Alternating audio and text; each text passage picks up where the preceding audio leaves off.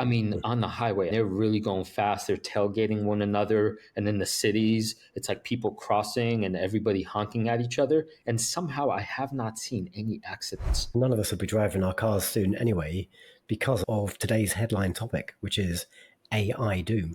The best investors are those that go to where things are heading, not to where they've been. One of the serious downsides is this is going to drive a much bigger chasm between the haves and the have-nots. I'm calling this an existential problem because drugs exist in order to numb, to take away fear of there being no ground and nobody telling you what you ought to do with your life. Well, we've been set free by this AI revolution as opposed to being like suppressed by it. For an advertising-free version of the show, check out patreon.com/Wall Street Wildlife.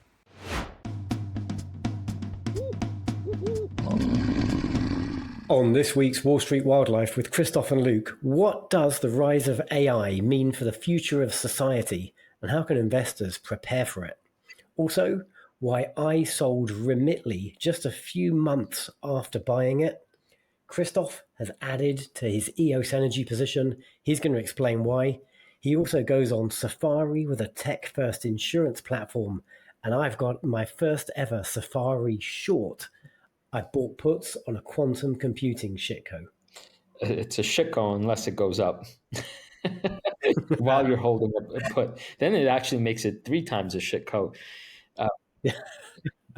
You chickened out. We'll get to that at the back of the episode because you chickened out of your short, and I've jumped in to the void that you left. Right? I hate this sector. It's a team effort sometimes to bring down these fraudulent quantum computer companies. Badger, you're alive and well, which is something I worry about anytime you hop on a motorcycle. Where were you, and why are you still alive? Yeah, well, I was nearby. I was in Sardinia, saw the whole of Sardinia on the back of more than one motorcycle because I rented a Harley Davidson and it weren't for me. It was a bag of shit. Sorry if you're a Harley fan. Yeah, I want my bikes with gadgets like Tesla style. And I finished the trip on a Ducati Multistrada, which was much more fun and much more my speed. But I wasn't so far away. You're still in Sicily. I was in Sardinia. Are they near each other? Yeah. Stone's throw away.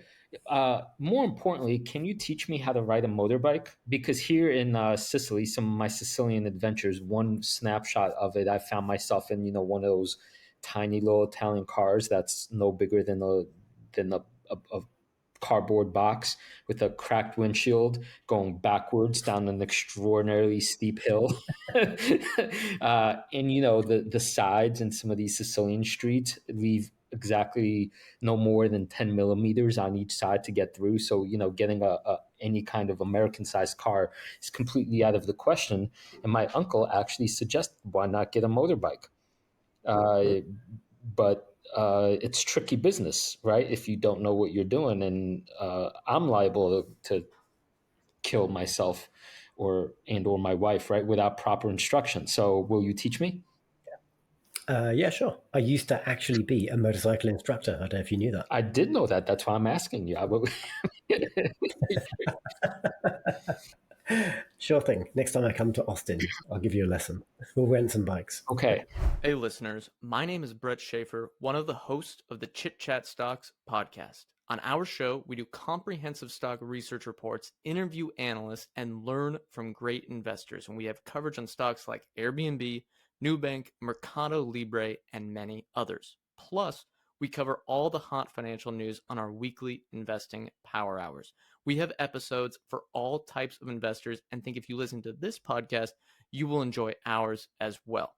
Follow the Chit Chat Stocks podcast on YouTube, Spotify, or Apple Podcasts, and start discovering new investments today.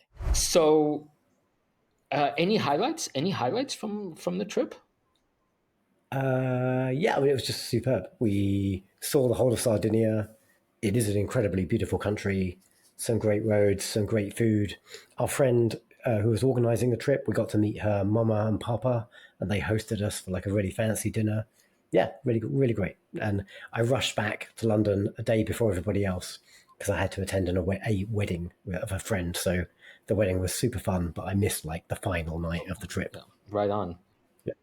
How long are you in Sicily for? You're heading to Poland soon, right? Yeah, we were actually in a small town Sicilian village called Leonforte Oh. for a very strange academic conference in the middle of nowhere, but really beautiful and kind people and lots of Sicilian donkeys, paths made for Sicilian donkeys. It's just wow, the thing about, I mean, maybe since I'm from the States, history hits me a little harder being on the old continent. But then when you go into this tiny little enclave where you could see the Roman ruins and the Greek ruins, and it's just part of the town, it's just to me breathtaking and uh, real change of perspective. This seeing the years, the centuries, just right there. So somehow motoring around on a Vespa or motorcycle kind of seems more in tune with the place than something like a protected car. You could feel the wind in your ears a little better. So I'm generally considering, doing a Vespa slash motorcycle kind of way of going about. If there's enough ways, I suppose, to hold all the luggage and the stuff you would need to go. And you're an expert in that, right? It's possible. It certainly is, yeah. And it's definitely a much more fun way of seeing a country. Like you're a runner, right? It's a great way to see a city, just running a city. And like a great way to see a country, I feel in the same way, is like on two wheels, either a bicycle or a motorbike, rather than being like in a glass box, which is your car. Yeah, one other thing to point out though about driving here, there's a paradox I've noticed. In Italy, they drive like maniacs. I mean, on the highway, I mean, they're really going fast. They're tailgating one another. And in the cities, it's like people crossing and everybody honking at each other. And somehow I have not seen any accidents. Like, it's like everybody seems to be more, I don't know, like still paying attention versus in the US, everyone's on their gadgets and crashing into each other. So I don't know if there's something like somehow less dangerous by being on vehicles and driving in a more dangerous way. I don't know if you could speak to that at all. I mean, certainly Americans are terrible drivers. But we saw our fair share of crashes in Sardinia, not ourselves, other vehicles. So I don't know. I think it happens everywhere. The British are the best drivers in the world, though. That's undoubted. Suspect. Anyway, it's going to be irrelevant because none of us will be driving our cars soon anyway, because of one of the impacts of today's headline topic, which is AI doom. So I was listening to the All In podcast and hearing their takes on AI is, the doom and gloom scenario. And it occurred to me that this is one of those tremendously rare moments in humanity that just doesn't come along very often. And a fancy word for that is a paradigm shift. And I began thinking, just deep down, I felt like this is the perfect moment for a little philosophizing, because, in a sense, philosophy is the queen of all sciences. Philosophy is what helps you understand the framework you're using to understand the thing that you're actually employing as a tool, right? And from an investing standpoint, Luke, tell me if this sounds right to you. In many ways, the best investors are those that go to where things are heading, not to where they've been. And those who kind of reframe their understanding of things ahead of time have a better shot at, in a sense, going to where that puck is going. And so, one of the things that really perked my ears about the all in guys is in that debate is that they are working from what I call a technological understanding of things, but they can't see outside of that particular frame. That's what's so hard about philosophy, is that a certain kind of way of being we just take as natural. And I think there's something extraordinary that's starting to happen in this moment. So let me kind of spell this out a little bit. Mini historical lesson here. This is what I mean by it's kind of like fish swimming in water, and it's kind of hard to understand the nature, the ground of being. So at first, so I'm drawing here on the philosopher Heidegger. His main question to people is, what is being? And the problem is we've forgotten to even ask that question. Okay, the Greeks thought of things in a particular way. To the Greeks, it was like this idea of God is the ultimate source of being, and it's all about like substances. If that makes any sense, it is a little abstract. So you have guys like Plato coming up with this theory that there's a perfect realm, and there's no real cause for this. Okay, fast forward to the Christian era, or I'm sorry, the medieval era, where all of a sudden everything depends on God.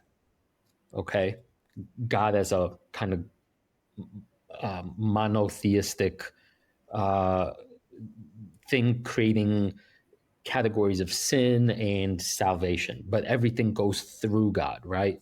Okay, then you fast forward through more centuries and you get to this rationalistic period where all of a sudden, with Descartes being the main guy, is kind of the birth of science and the objectivity, the whole subject object division. And all of a sudden, God is less important than like figuring things out.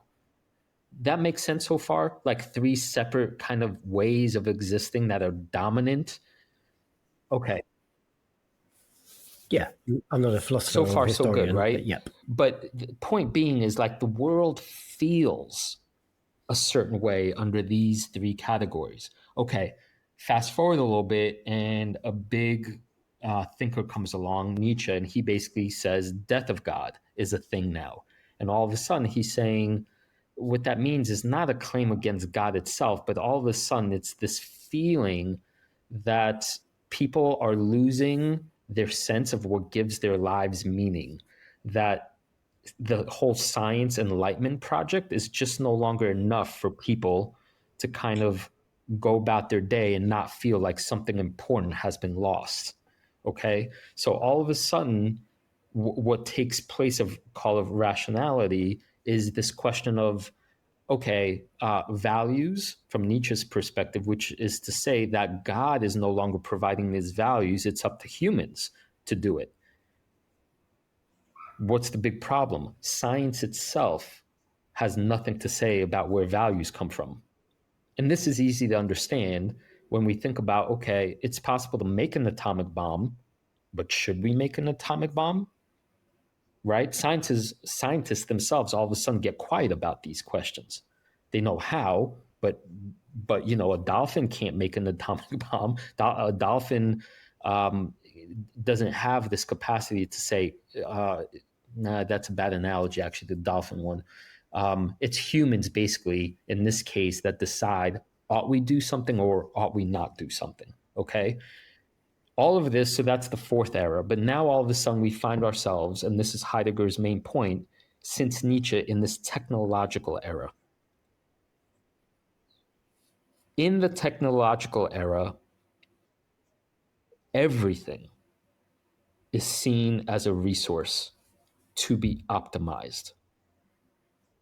Everything, so let's start small. By everything, I mean things like nature, things like forests, go from, call it forests and rivers, go from, you know, ways of like being habitats and places to find shelter and like have, you know, do things in. All of a sudden, forests are translated into like lumber mills. That makes sense, right? Like all of a sudden you start quantifying trees and you start creating machinery to chop down the trees because they're no longer like forests as a whole and they're resources to be optimized.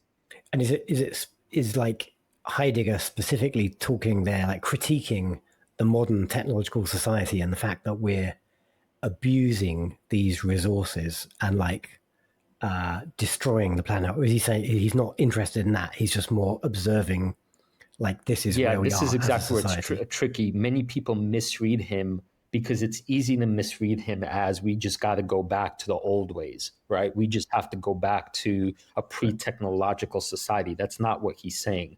He's saying in this large mode of existence, again, think Greek and medieval, we are the kinds of beings now today where technologies are dominant form of seeing things. And in this form, the default setting is to optimize and produce. The devil in the details, though, is that we do this to ourselves too. So it's not just about lumber, right? It's also that human beings become resources to be optimized and made more efficient. And this is where I think this is why I wanted to talk about this, because the best example I could offer is we have things called human resource departments. In our current world, pre-AI, this is where I think I'm heading. Everything is about making factories, I suppose, better. This is where globalization comes into play, right? Okay, where are our human resources cheapest and most accessible? But in those extreme cases, right, as we know, the people who make our iPhones in China, they have, they installed a bunch of nets around the factory so people don't kill themselves. Why would people kill themselves? Because if all you're doing every day with your human life is making things, but you yourself are a product of the factory, then there is no meaning there, right? And human beings are meaning making creatures. So that's why there's a bit of tragedy involved. Now, Heidegger's point is not, again, to go back to some pre-technological society. That's impossible. But it is to bring an awareness to what it means to exist if you see everything as a resource. Now, religion used to play this role, right? It used to give us meaning outside of resources, myths, stories, stuff like that, right? But that kind of went away with the previous era. So, what's the upshot here? I have this sense when I was listening to the All In podcast guys talking about AI that they're still only seeing one possibility, which is resource management, so to speak. That it's just kind of an acceleration of that stuff. Just more, what was the term they used? The return on invested capital, right? That some companies now have a situation where each employee is bringing in that much more revenue per employee because it's a bunch of work is being outsourced to the AI machine, right? So they're seeing it. One argument is that's a good thing, right? Yeah, I think they were making a slightly different point that if as we start to use AI optimization, we drive down, like we improve the margins of certain companies. Like companies say have $1 billion worth of infrastructure and factories and whatever they have. Maybe they got like another $1 billion worth of people, and they can generate maybe, I don't know, $3 billion worth of output, and that's like their margin, if that sort of very loosely makes sense. I think the point the guys were making there was as we start to use AI, we'll drive efficiencies in like the hardware and in the people, because of these incredible capabilities, and we'll be able to generate even more with the same. So naturally, like companies' return on invested capital or their margin is going to improve. And in a world where your margin's improving, like you're making more money for like the money you stick in, then you're incentivized to spend even more because you're no longer in this like really low margin business. Suddenly you're now in like a healthy margin business where it makes sense to like pump in a ton more capital. So that makes sense. And this is why this is exactly the moment I think this philosophical frame comes into play for me in a way that I can't actually predict. I mean, I don't think anyone can, because these are eras that last like centuries, but it feels to me we're at the very start of some kind of limit showing up. Like what happens when you hit a limit of efficiency or productivity?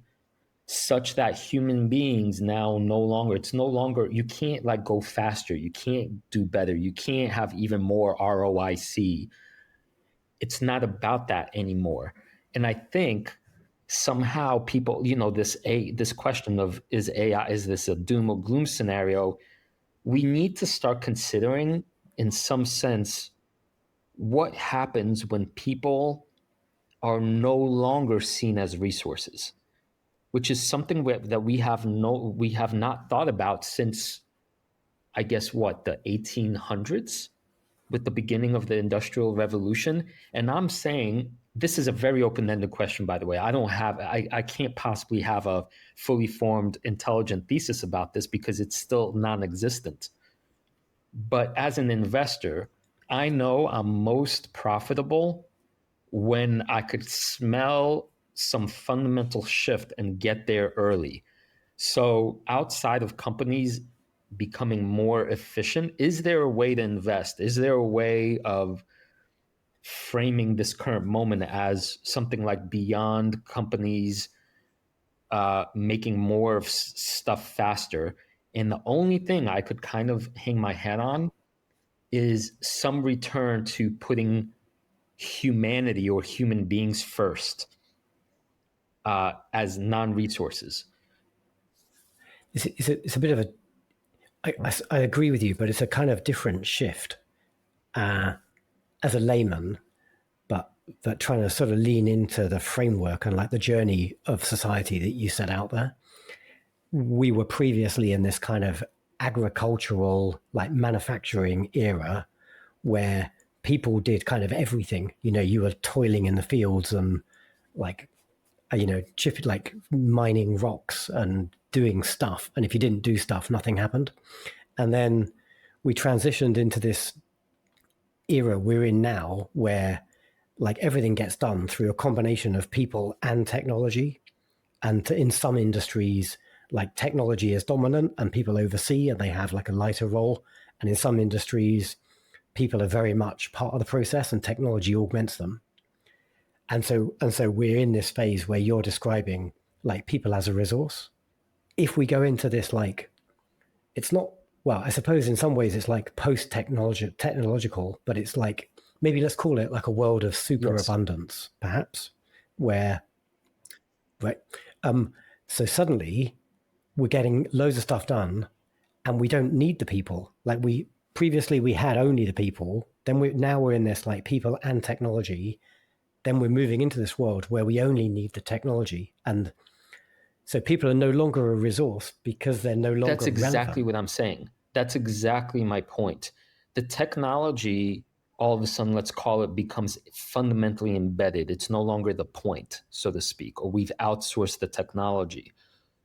But for people to no longer be resources or think of themselves as resources will be such a paradigm shift of literally epical proportions that I think from an investor standpoint, if we could somehow sniff out what it would mean to invest in something where well-being of humanity is like the focus as opposed to optimization of humanity, then we would be looking in a particular corner that nobody else is looking. I really can't tell you what that could concretely look like. The only best guess is something like, and it's actually kind of a self-fulfilling loop. Why am I in this moment interested in philosophy and therapy loosely defined? It's because I'm doubling down in the moment of resources on something that can't be outsourced, like the human heart, call it, like the existential angst that comes with feeling you're not needed. That's the only place left where I feel technology or the technological frame can't touch us. So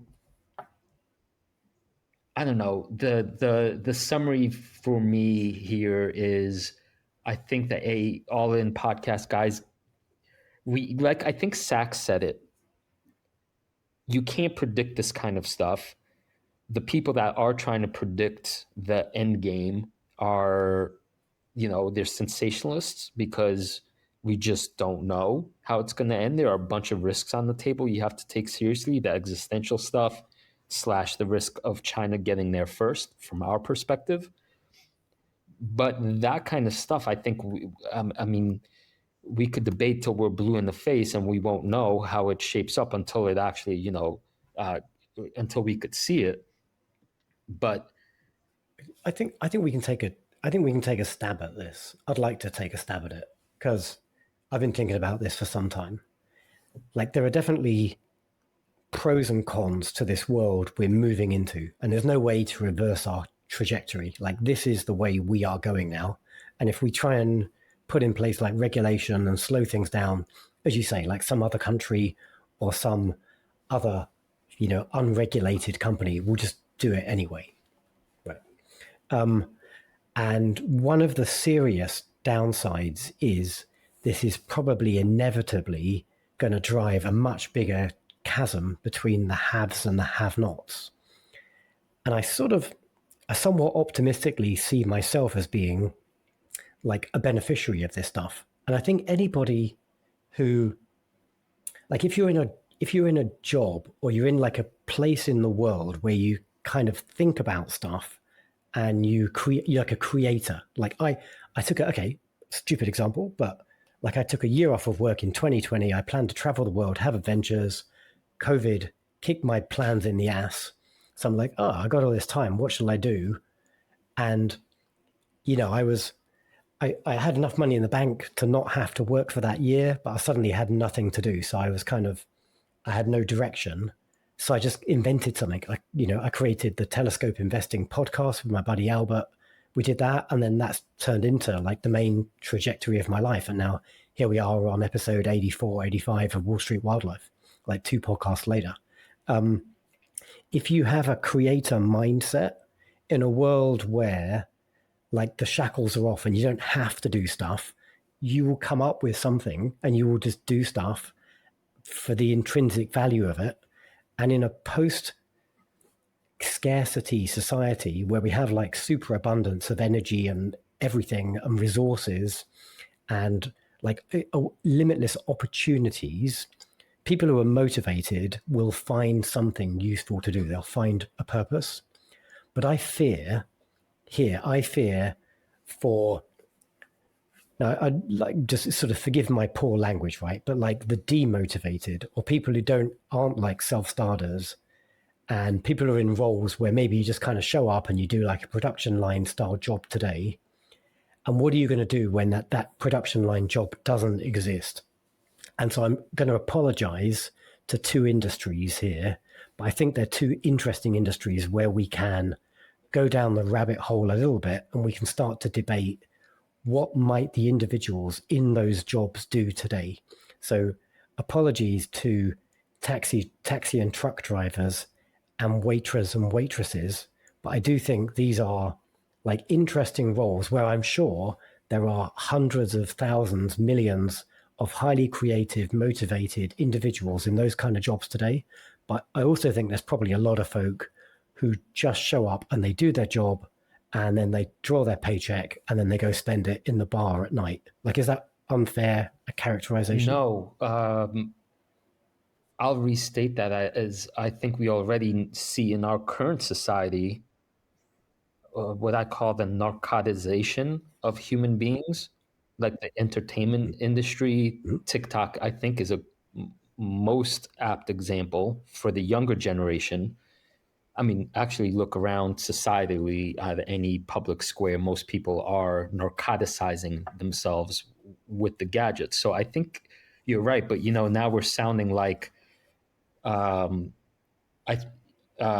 think we're right to say that many people will be in trouble, like existentially. I'm calling this an existential problem because drugs exist in order to numb, right? In order to take away fear of this kind of like what you're pointing out, fear of there being no ground and nobody telling you what you ought to do with your life. This superabundance, call it massive shift that's clearly coming, will put people exactly in these crosshairs. That is why I'm trying to, and I'm doing such a poor job, articulate that there must be a way to invest and invest largely, very broadly speaking, in a way to almost like preemptively catch or set up this large net for people who inevitably will find themselves not knowing what to do. And I don't think it has to do with, I don't know. I'm trying to say the blame is not on call it people's character. It has to do more with like the societal structures that people through fate find themselves in, mostly through education models, so to Mhm. speak, right? If the education model turns you into a passive uh, industrial zombie and you're fine as long as somebody tells you what to do next, then you just go and do the next thing, right? But as an educator, I find that's a bad place to be in as a person when you're relying on somebody to tell you what to do next. So when the robots take all those jobs, we are going to find ourselves in this place with a bunch of, call it, perfectly capable but directionless zombies, for lack of a better term. So, what can we as a society and literally investors invest in now, seeing that this is the cliff that's coming? I'm right now just point blank saying one answer is philosophy itself slash education and slash art, creativity, craftsmanship. And can we build products? Can we build a way of being that makes people more comfortable in this kind of like uncomfortable moment? Agree, right? And if you've like if everyone has like a universal basic income, and like we're going to have to transition to some version of that in the future just for society to function. And you can find meaning and purpose in being an educator or being educated, right? Just learning about the world. If that intellectual stimulation is the thing that does it for you, like you said to me at the top of the podcast, hey, teach me to ride a motorbike. Like everybody has random ass skills, and you could create like a real purpose in life just in sharing those skills and those stories. And you wouldn't even have to be paid a lot of money to do that because you have like your UBI safety net in place. I think we are talking here about, if we get this right from a governance perspective, we're not talking about like sustenance and the ability to like live. We're talking about like meaning and a sense of purpose, feeling like you're doing something. And so, yeah, like be a teacher or just enjoy the joy of learning, right? You could create purpose from that. But if that just doesn't do it for you, and this is why I pointed at, let's take one of my examples. And again, I'm apologizing to wait staff around the world, right? But if you know your words, if you're like an intellectual zombie, but you still want, you're a human being who has feelings and you need like a purpose in life, like if you're in those kind of roles, I think you have a certain skill set which is highly applicable in the future. And I just tried to think of one or two small examples. Like the hospitality industry isn't going to go away. Like in this, it's the example we all kind of point at, like chess, right? Computers play chess so much better than humans do, but still there's real joy and interest in watching humans face off against each other across a chessboard. And it's not the same, watching like a robot football team versus like a human football team or whatever kind of emotional or physical endeavor. There's something special in seeing like humans participate in this thing as opposed to it doesn't make sense for everything to get automated. And I think hospitality and care and maybe like sales type roles, like where the job is best done human to human, there could be a proliferation of those kind of roles. And if you were like a great front of house in a restaurant, then you're going to be a great front of house as like a hospitality kind of role representing some business. Maybe the business is like this techno monster machine with like AI, but still it wants like a squishy, fleshy cool human being to kind of sell its services. And so there's a role for you there. Human care is probably the last thing that's going to get automated away. Maybe there's more dignity in having like a machine kind of wipe your ass, but you still don't want, like, you're going to want a human to like hold your hand and talk to you and, look after our elders or look after those of us who have like disabilities or infirm, or even just kind of create, I don't know, like commune kind of environments. I'm kind of shooting from the hip now in terms of what these roles will actually look like. But I intuitively feel there's definitely a role in the world for people who have just good people skills. And I picked on that example as waiters and waitresses because they are people who have good people skills because that's what they do every day. And I've got another example around truck drivers, which I think I can land the plane on as well. But let me get your view on that one first. My view of truck drivers. Oh, do you sort of buy? Do you buy that? Like, if education isn't your thing and you need to be told what to do, like this is the huge mass of people who we have to worry about, because there's a subset of us who will just figure it out and we'll just go and do something and we'll be very happy. We've been set free by this AI revolution as opposed to being like suppressed by it. But for the large number of people around the world who aren't going to feel like they're set free, they're going to feel like they've been like replaced. What do they do? Now, do you buy my argument that here's one example of a particular industry and how that industry can redeploy and play like an important role in the future society? Yes, absolutely. Everybody will need to face this question. I don't think there are very few industries, right, that are free from exactly this problem. You're absolutely right. I mean, we're talking about scales that are unprecedented. I mean, there will be hundreds of millions of people that need to find what to do with themselves. You know what I keep coming back to as we talk about this? You just recently visited Amazon, an actual Amazon warehouse, right? And you could see that that's only going to keep getting better, faster, more efficient, right? Education is still operating under the old model of, desks and seats and the industrial model. That's obviously on its way out. I mean, the universities are dying because of AI. I mean, it's so obvious, right? Everybody in the education sphere is like scrambling to figure out, do we let students use AI? Do we not? How could we not? I mean, it's like watching a dinosaur on its last legs. I kind of have this sense, like, go back to our fundamental question: how do we invest in what's about to happen? It seems like we need to completely reinvest in education, like create like the Amazon factory of education somehow. And I know that sounds weird, but you remember for-profit schools, like profit colleges? They were once an investable thing, like diploma mills, so to speak. And some people, I'm sure, made money on it.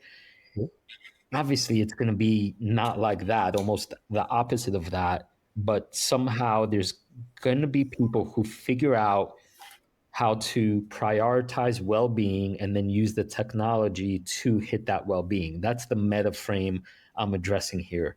And in a weird way, the stock safari pick that I want to talk about kind of hints a little bit at the reprioritization of this stuff. So, but it's not yet. Taxi drivers and wait staff and probably many other white collar workers are going to be in the same exact boat. So I don't think it's a hierarchical thing. Oh, totally. Like, this is coming for all of us. Like, I generated like an AI podcast a couple of weeks ago to help me understand a topic, right? But I do think people are still going to want to listen to humans and get a human perspective, even though you might get a much more intelligent, nuanced answer by listening to like an LLM give you like an AI podcast on the same topic. I don't know if I've told you. I mean, you've sat in on one of my classes, but I've been thinking like this for years now, thinking and teaching like this for years now. I don't use grades in my classrooms, which to most of my students is shocking because they're only motivated by the kind of, think about it, like, what do I have to do to get the A? But once I take that away from them, they're left scrambling, thinking, what do I actually have to do? If I'm not being, if I'm not jumping through hoops, I actually have to learn to do what? Well, learn to, think about the topics that I teach, but fundamentally it's also learn how to just do something for the sake of doing that thing, like a craftsman would do. Ride a motorbike or have a deep relationship with somebody, not in order to extricate their value or treat them as a means to an end, but for the sake of just doing that thing. So it's very weird. I know we're talking very high level stuff, but at some point efficiency and productivity just won't be the name of the game again. And that kind of existentially makes it seem like, well, will investing still be a thing? It is a kind of weird question to do, since investing up to now has been measured by productivity and all these weird, KIPs that you can measure and maximize and do all that. Well, I don't know how long away we are from most companies being run by 3 employees with all the robots doing everything else. And, side note, one of the main points of disagreement on the All In podcast was, I think it was Sachs and Friedberg, or no, Jason was talking about, like, well, what happens to managers? Are managers themselves being kicked out?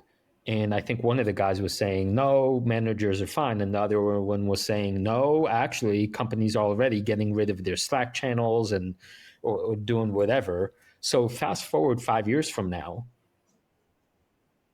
how many employees are there per company, even successful ones, right? And then you have all this capital that's being sort of freed up, which I think Friedberg was saying, well, that creates deflationary measures, because all of a sudden things get a lot cheaper because you don't have to pay so many people. But then again, our world, what do you invest in? How do you even start thinking about things when all these metrics are kind of like, I don't even know how to say this. The metrics themselves get skewed because I don't know, revenue per employee is so high, but all of a sudden you have everybody is no jobs are no longer available. I don't know how to frame it. Right, the UBI stuff comes in here very quickly. I think it's positive for investors, right? Like, what is investing really? It's taking capital from one place and giving it to another place, which hopefully generates more capital, and then it kind of flows back into the system. In a world where the average company has 2 or 3 employees, not 200 or 300 employees, there will be like hundreds of times like the number of companies. There'll be, every little niche, right?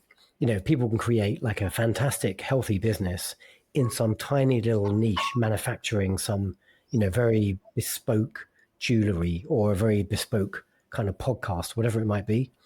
And there'll just be this proliferation of highly targeted businesses which are doing like valuable things, generating economic value. And there'll still be a need.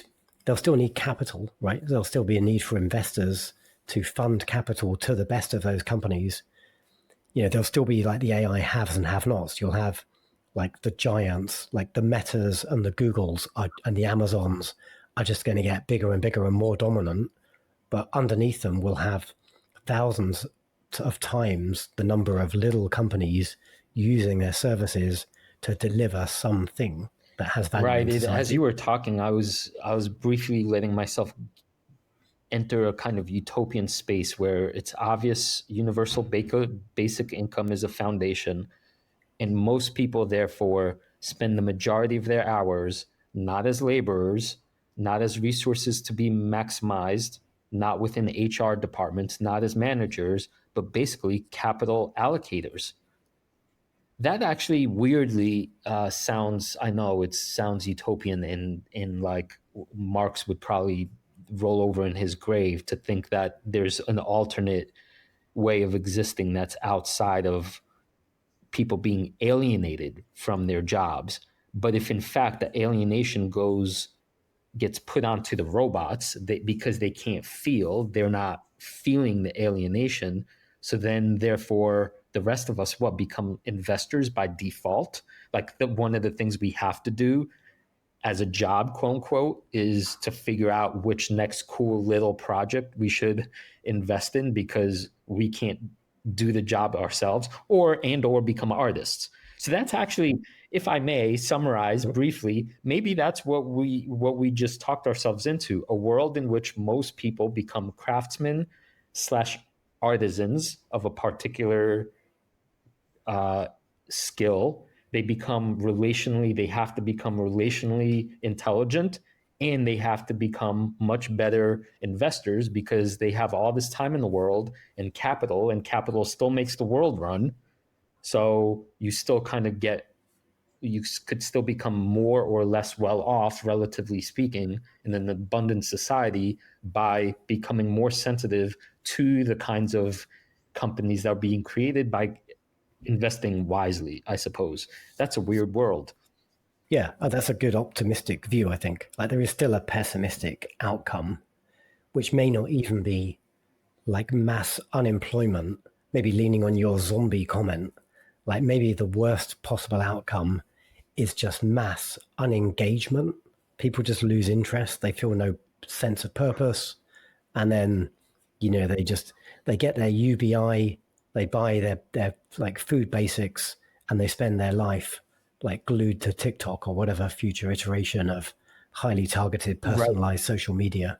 Which, Like by the way, I entertainment don't think you know robots. this, but I know your stance on reading, but I don't know if I've told you explicitly, Luke. My dissertation was on this very problem in many ways. The author that I wrote about, David Foster Wallace, in 1995 and 96, his masterpiece is called Infinite Jest. It's a sort of sci-fi novel that imagines what society is like when everybody is entertained to death. And in there is like a plot point is that there's this something called the entertainment. He literally called it the entertainment, which is a copy of a tape that once you put it on, it's so addictive that you will actually do nothing else but watch it and die.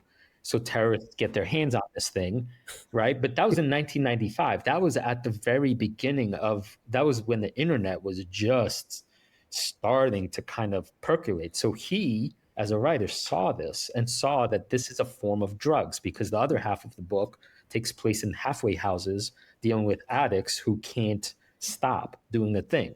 So it's the one and the same thing point, right? You're absolutely right that in the age of TikTok, this is the problem we'll have to figure out as a society. Now, I'm only trying to add to this a slightly positive spin that the way we solve this problem is in many ways philosophically, by asking the question, what does it mean to exist?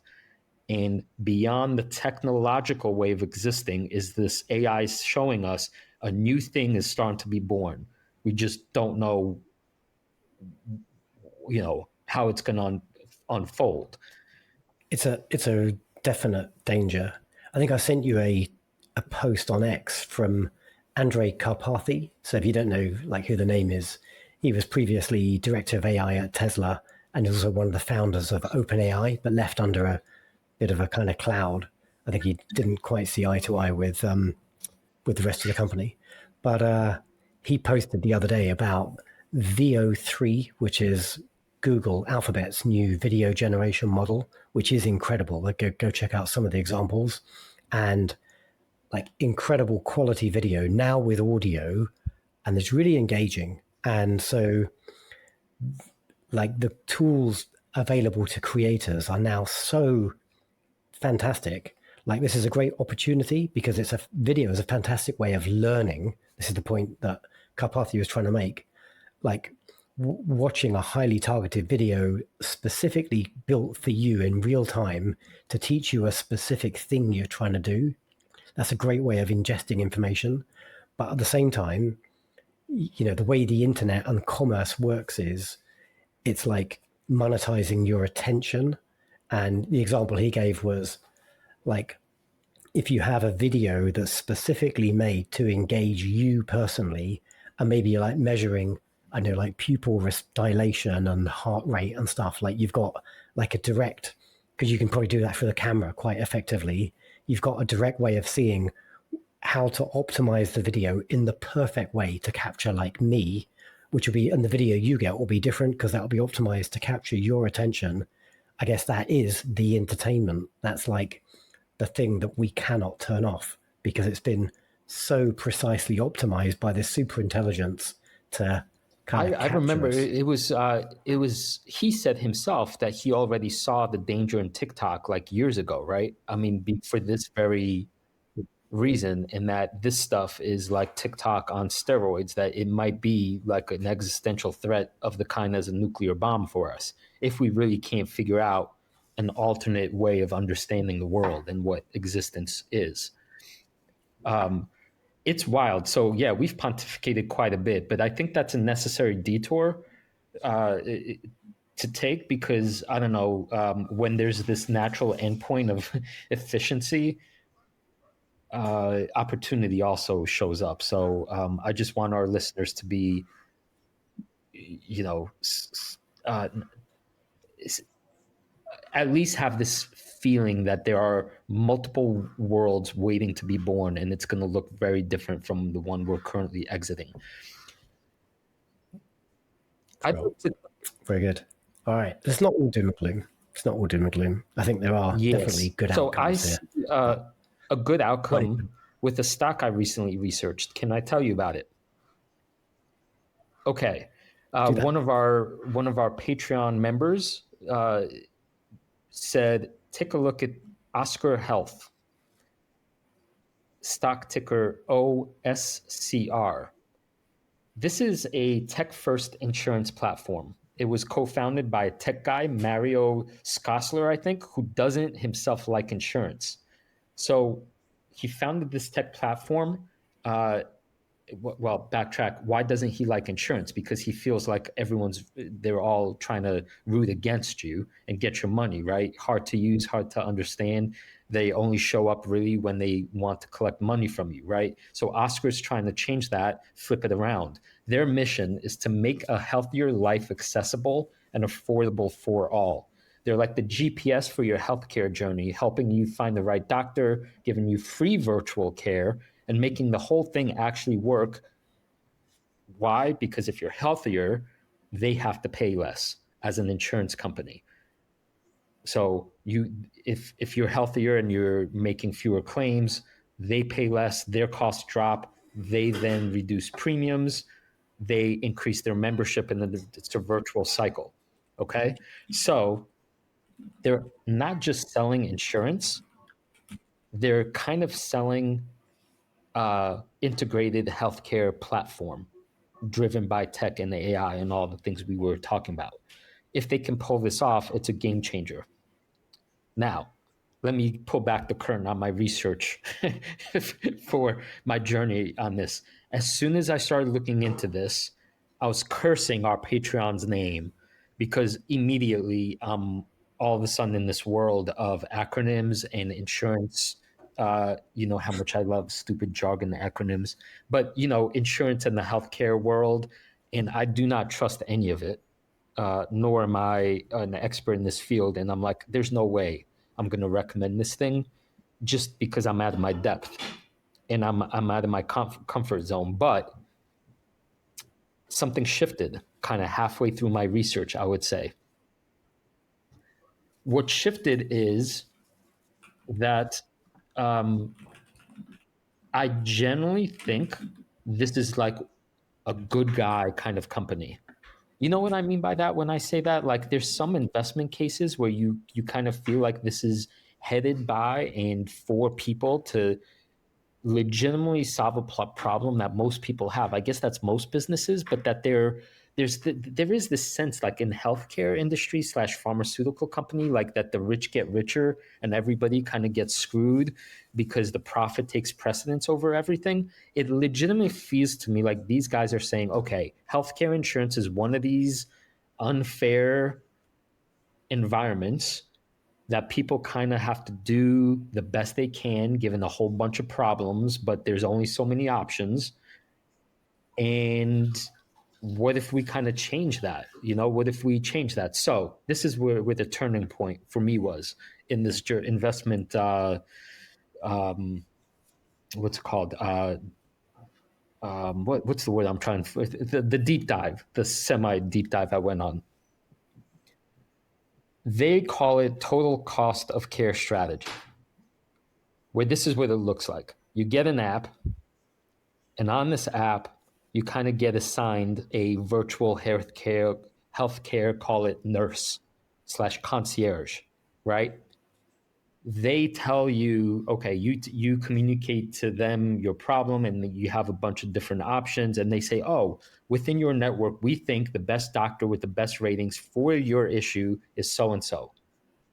So they're kind of like guiding you through. It's not like you're lost in a netherworld of infinite possibilities and with some insurance claim number at the very end of it. It's like a humane thing. This is what we were talking about earlier, right?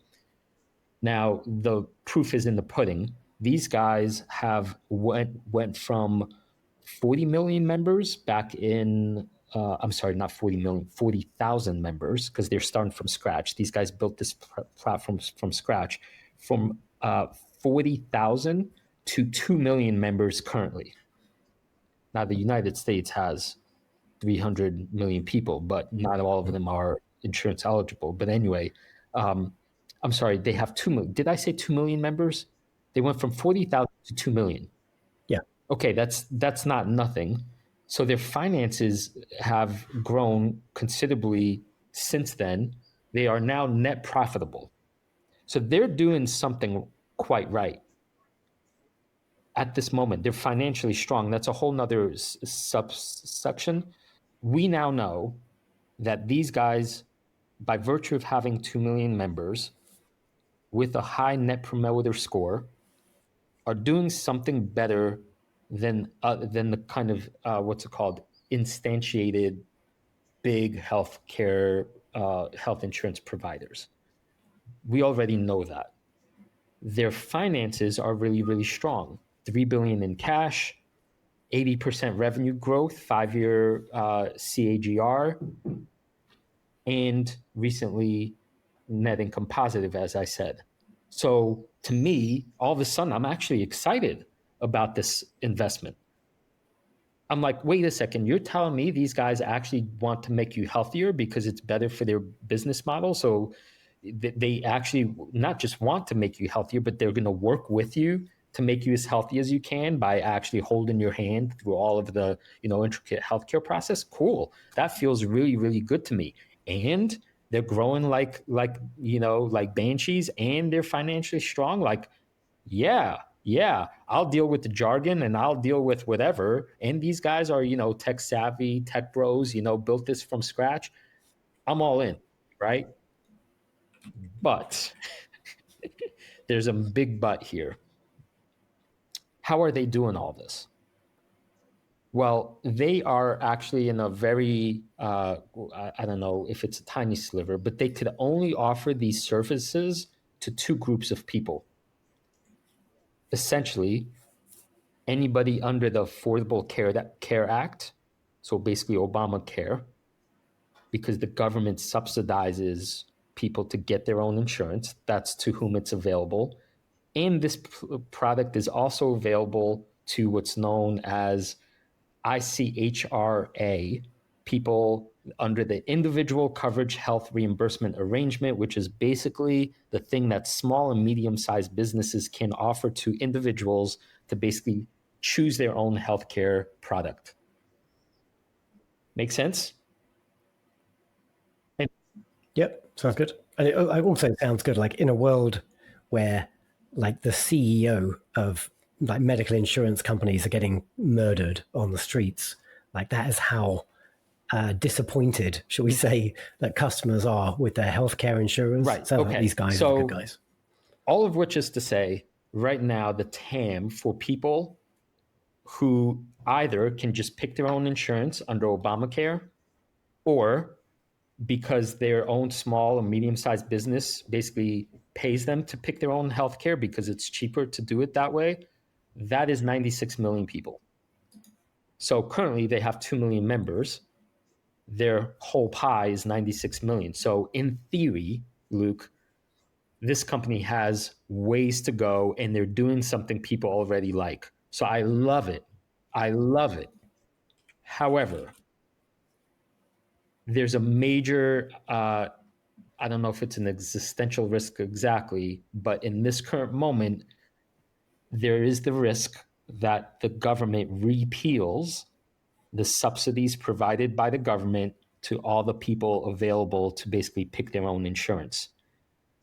If that happens, this stock and this company has a severe crisis on its hands. Because they're so strongly, because they have a strong cash balance and there's a bunch of like future potentialities, I won't even get into all of that. It's not like the stock would go to zero like a biotech, that gets a rejection from the FDA. But in this particular moment, under the Trump administration, knowing that they're gunning for some sort of ACA reform, I kind of think that this is sort of a less of an investment than a gamble on whether or not the United States government will keep things as they are or actually like root out a bunch of the money that is making this kind of thing possible. If the US government basically keeps things status quo or actually supports further subsidies, then this is one of the more exciting new investments that I've kind of had cross my windshield stock screening process in a little while. But I cannot invest in it. So it's like it's way outside your usual wheelhouse. Like you normally get excited by companies like putting stuff into orbit or companies building like incredible batteries.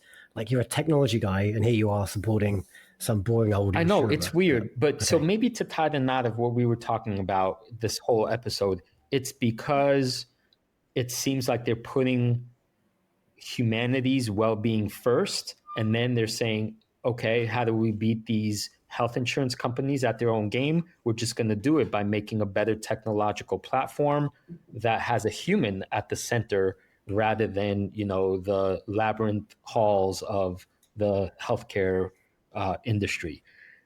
Strong financials, strong platform, strong ratings. People love this thing.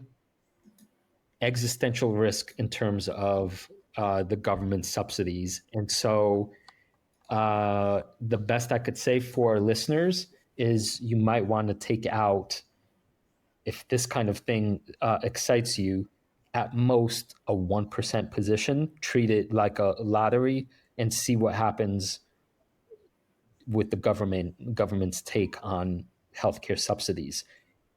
All right, very good. Thanks for walking us through that fun Safari stock. I have a Safari short this week. I'm jumping into the void you left because you, like way back, I think it was episode 61, so like 5 or 6 months ago, we both looked at a quantum computing company each. You looked at QUBT, which I think is Quantum Computing Inc., which is like the beverage company turned quantum computer company, like I buy it, total BS. I looked at Rigetti, who were a bit more legit, but you've thrown in the towel on your QUBT short. I've picked up the baton and I now own a bunch of puts on Rigetti. And I'm not going to go into detail as to why. I just think this whole sector is hot air and fluff. These guys do have a bit of technology. They are they're not just like a beverage company with a couple of like scientists on board. They are building quantum computings using like superconducting style technology. And their goal is to build like big quantum systems and sell through the cloud, like provide like quantum capacity. So even the business model kind of makes sense. But I think the thing that makes me like face into how much of a bubble this sector is right now is interesting conversation we had on the 7 Investing Discord just a few days ago. It kind of helped catalyze it. Someone highlighted, oh, this is like 3D printing like back in the whenever it was. And you and I think we both lost our shirts on 3D printing. This is way worse than 3D printing ever was, because the challenges, like it's like the hype curve, the Gartner hype curve, right? You know, investors get excited about a new technology and it gets like pumped to the moon, and then you pass down into like the trough of disillusionment and you realize actually it's going to be a long journey before we can really monetize this stuff. And then slowly you climb the plateau of productivity, which is where you really start to generate actual economic value. Like 3D printing went through that whole cycle, but way back in the mid 2000s, the challenges, like 3D printing was real. We had the technology. It was an engineering problem and a product market fit problem. Quantum computing is both of those things, but it's also a freaking almost, you know, we don't know the way forward. Like significant inventions are needed. It's a major scientific problem. And you have these like $1 trillion, multi-trillion dollar companies like Alphabet pursuing this, and they haven't figured it out yet. Rigetti, QUBT, all the other quantum shitcodes, they are not going to solve this problem.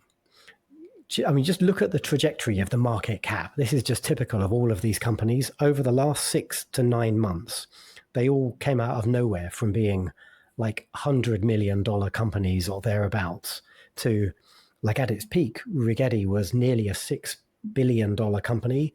It's currently about a $3.5 billion valuation. They have no revenue at all, right? It's de minimis, a couple of $1 million. I think your one even had like tens of thousands of dollars of tens revenue, of like a thousands. joke. I think like $40,000. Yeah, yeah. But that's cool, right? That's cool beans if it's like a company at super early stage, pre-product. That makes sense. These guys are definitely pre-product, but this is like a 10 plus year journey before they could possibly have a product. Like there are just too many hurdles to cross. And they're on a burn.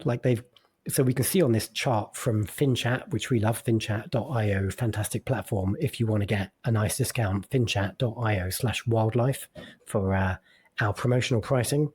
Like you can see they've got $200 million in the bank. Like, where do you think they're getting that money? They're getting it because they are diluting the wazoo out of shareholders. And as they continue to burn money, they're going to keep diluting shareholders. This bubble is going to pop. So I now own 7 contracts, I think, of January 2027 puts. And I need the stock price to dump materially. Like it's currently $3.5 billion valuation. It needs to get to sub $1 billion for my bet to make sense. But anyway, this is like an entertainment position for me. I've bought just like a fun amount of stock because I want to carry the banner on this podcast because you fell by the wayside. I'm going to pick up the flag and continue to chant on the social medias.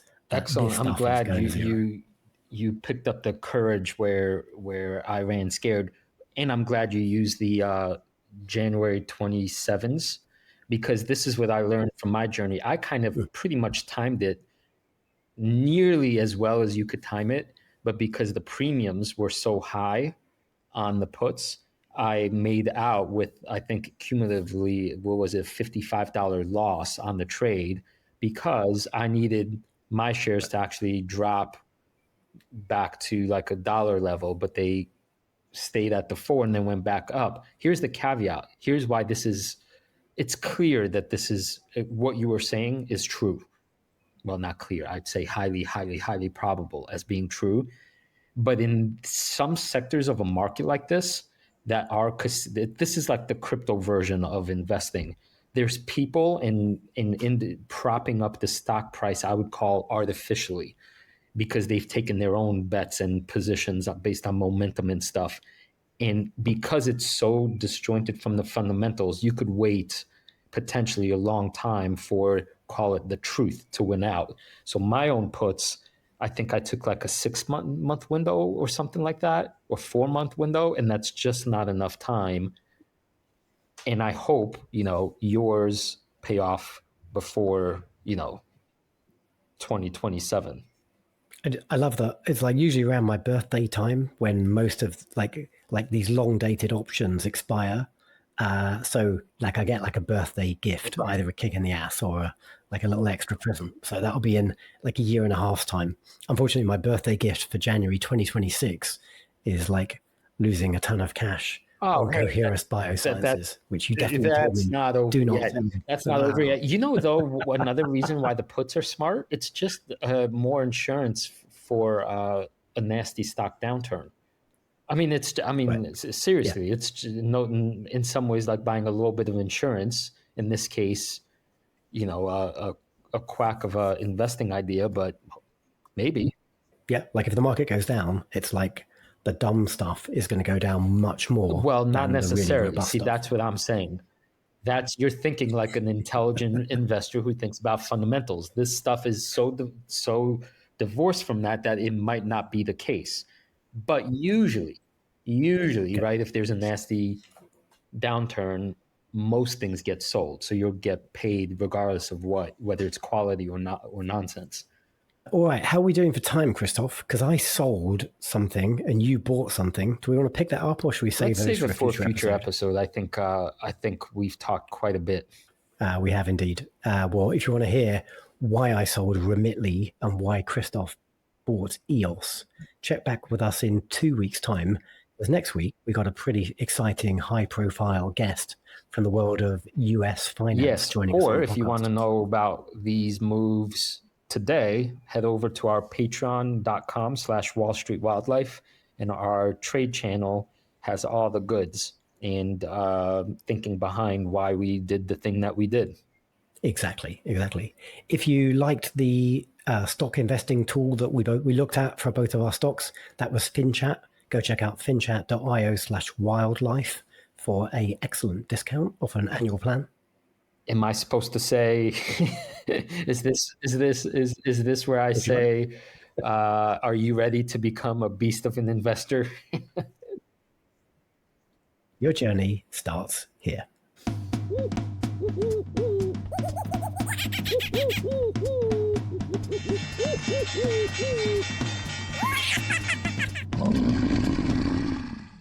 A reminder that the people on this program may hold positions in the companies that are mentioned. Buying and selling stock carries financial risk, which could include loss of capital. The views in this program should not be taken as personalized advice. Before acting on any of the information provided, listeners are encouraged to consult a financial or tax professional.